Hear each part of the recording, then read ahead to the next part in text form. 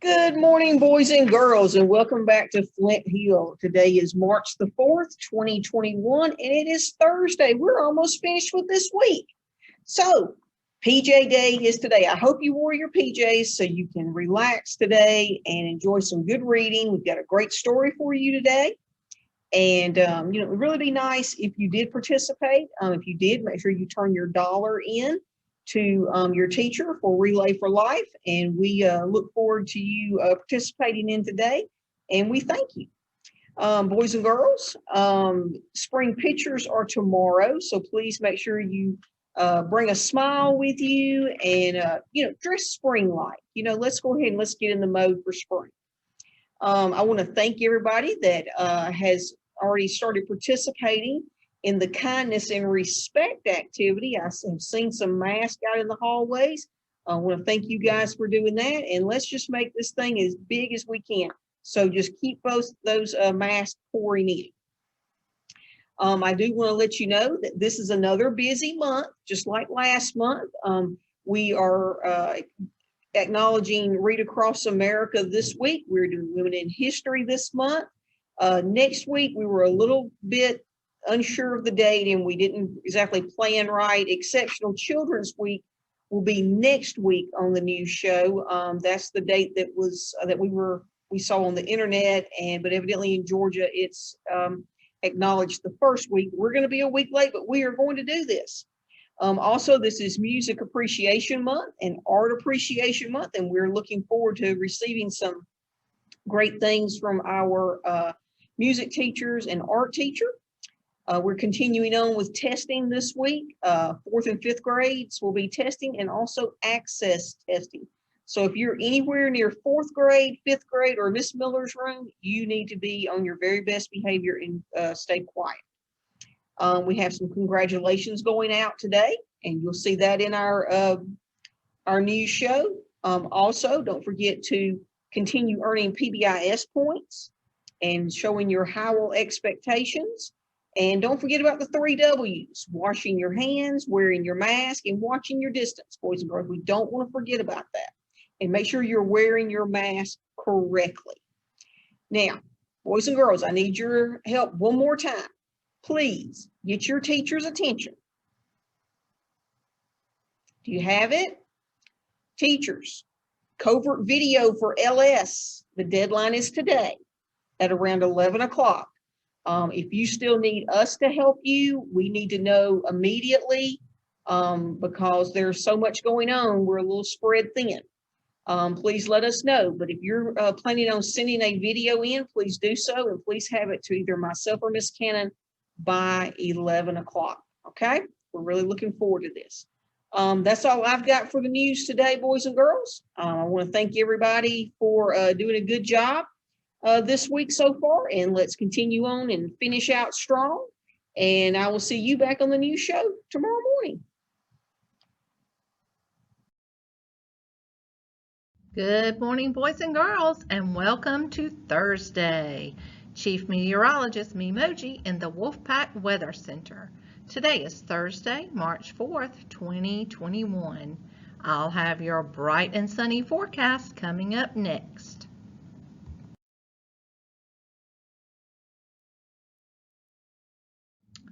Guys, the clouds rolled away during that testing yesterday morning, and we have had clear blue skies since. Another gorgeous day on the hill. Today's high is 68 degrees, but dropping down to 37 tonight. Clouds will move back in, but guess what? There should not be any showers for the weekend. Let's keep our fingers crossed. You guys have a great day. Chill out in your pajamas, and we will see you back here tomorrow morning.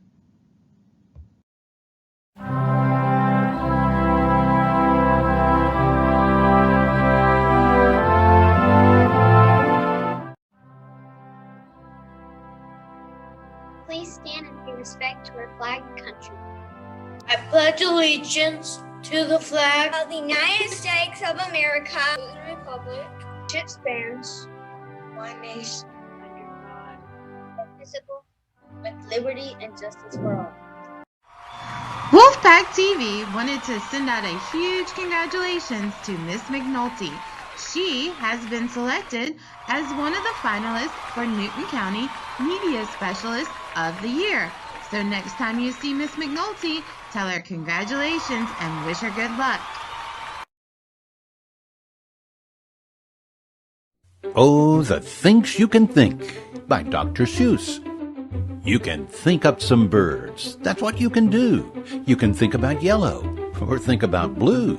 You can think about red. You can think about pink. You can think up a horse. Oh, the things you can think. Oh, the things you can think up if only you try.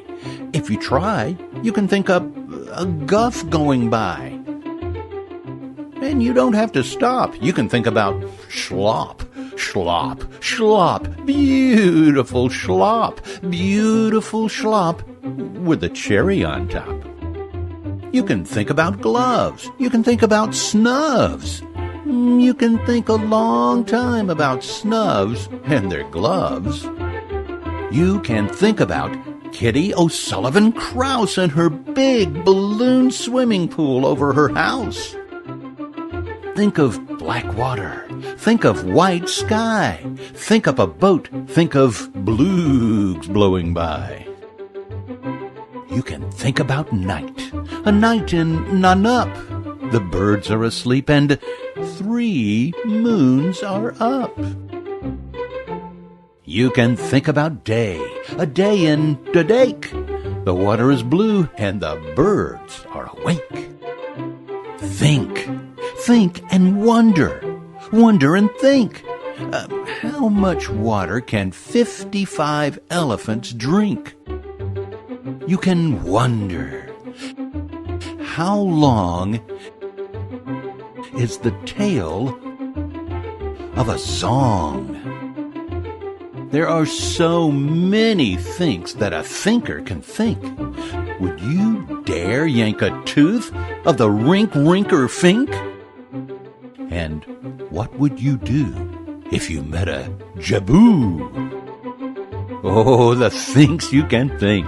Think of Peter the postman who crosses the ice once every day, and on Saturdays twice. Think! You can think anything that you wish. Think a race on a horse, on a ball, with a fish. Think of light. Think of bright. Think of stairs in the night. Think a ship. Think of a long trip. Go visit the Vipper of Vip. And left. Think of left. And think about beft. Why is it that beft always go to the left? And why is it so many things go to the right? You can think about that until Saturday night. Think left and think right and think low and think high. Oh, the things you can think up if only you'll try.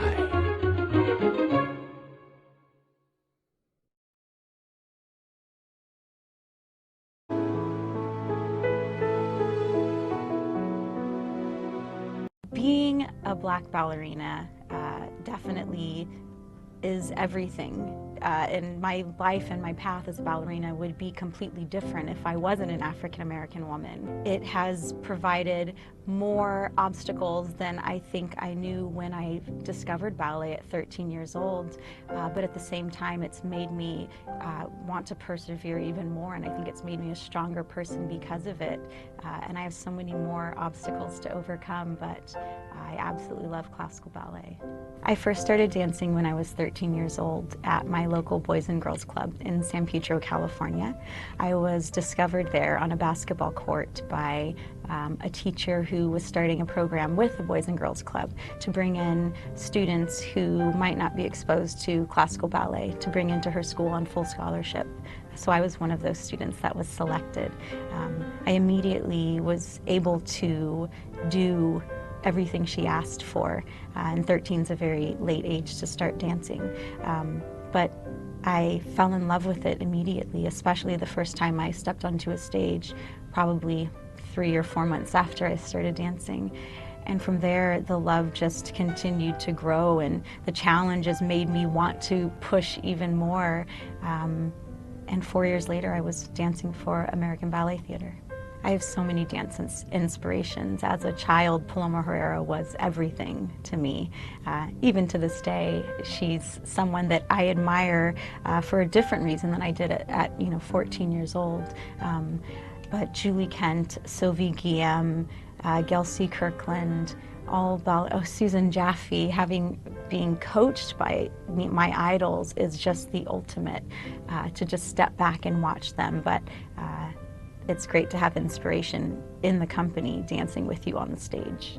I think part of my purpose as a ballerina is not only to be a dancer, but to be a vessel, to share the stories of other Black women. And of course, Raven Wilkinson was one of the first Black ballerinas that I learned of, dancing with the Ballet Russe in the 1950s and overcoming so much adversity to be this incredible, powerful woman who's a very dear friend to me, going through experiencing racism on and off the stage. She has really paved the way for people like me to exist in the ballet world. The title of the book, Life in Motion, is inspired by my life. I think that from the time I discovered ballet, it's been in constant motion on just this very peculiar journey that I think was unexpected. And to have the subtitle be, the story of an unlikely ballerina, that's everything that I am, something that people didn't expect.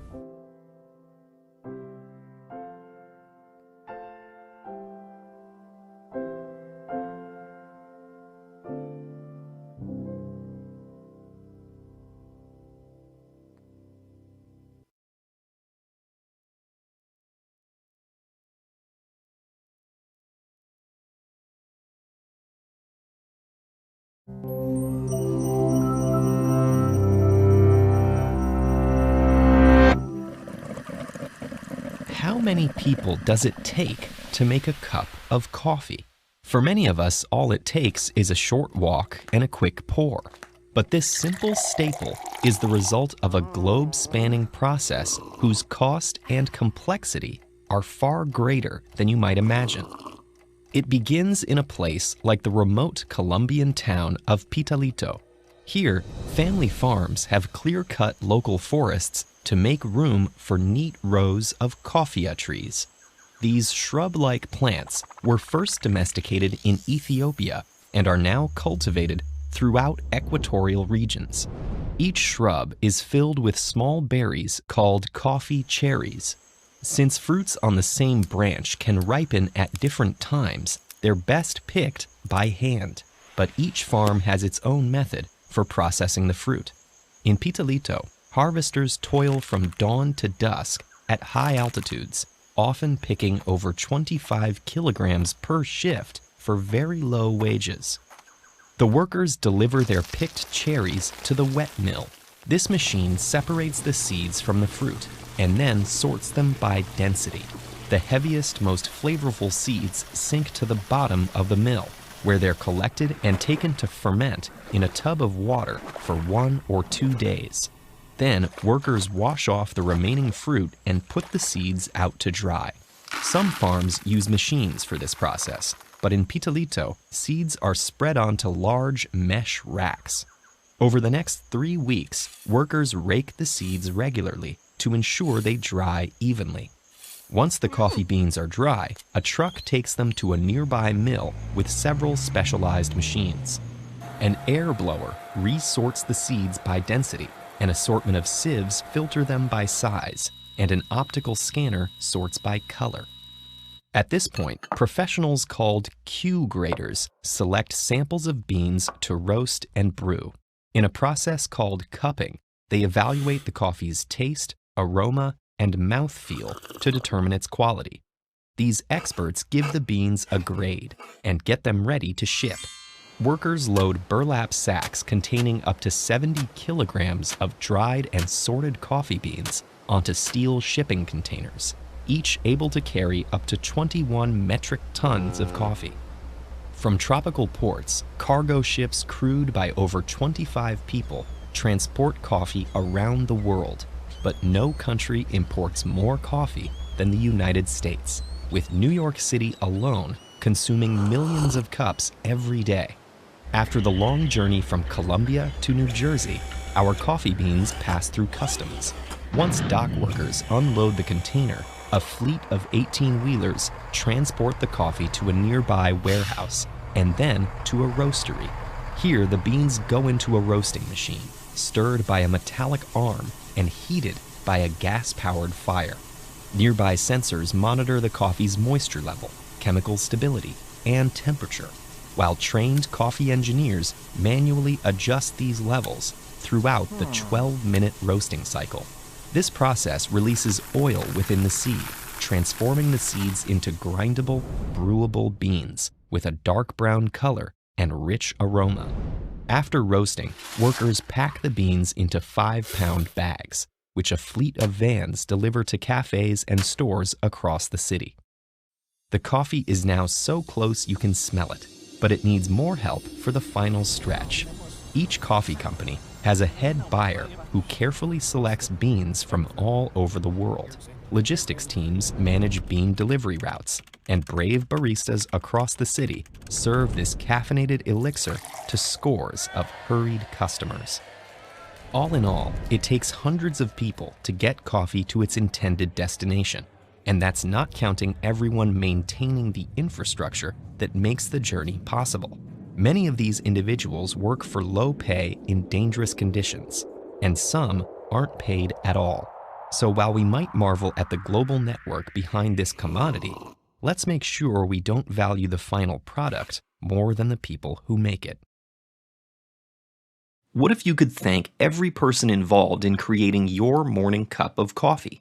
The author of this lesson did just that, and the resulting journey took him across the globe and revealed secrets about how gratitude can transform our lives.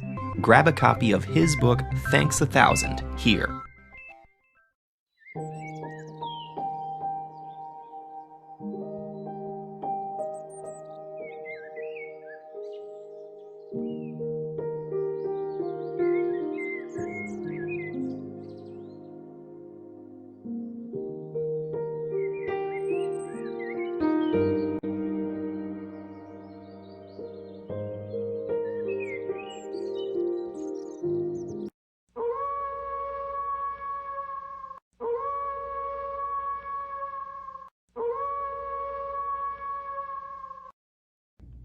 Hey boys and girls, Coach Owensby here, live from the school storeroom with some exciting PBIS news for you today.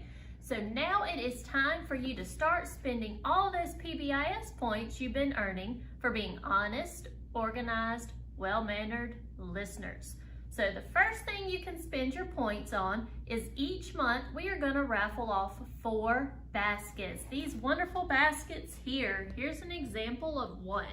So we have game baskets, sports baskets, Play-Doh baskets, all kind of goodies for you. So the cost to enter a raffle is 20 points. So you can spend 20 points to be entered into the raffle, and we'll raffle them off at the end of the month, starting this month in February. So that's the first thing. Now the second thing is also starting in February. If you follow me over here, we have grade level treasure boxes. And in our treasure boxes, we have cups, book covers, magazines, squishy balls, pencils, pens, all kind of goodies. So the top boy and girl from each class every other week gets to come to the school storeroom and choose an item from the treasure box. So we will do that twice a month. So keep earning those points so you get a chance to come to the treasure box. Virtual students, your prizes will be mailed to you in the mail. So boys and girls, keep earning those points, and we're going to start getting our student incentives starting this month. Thank you.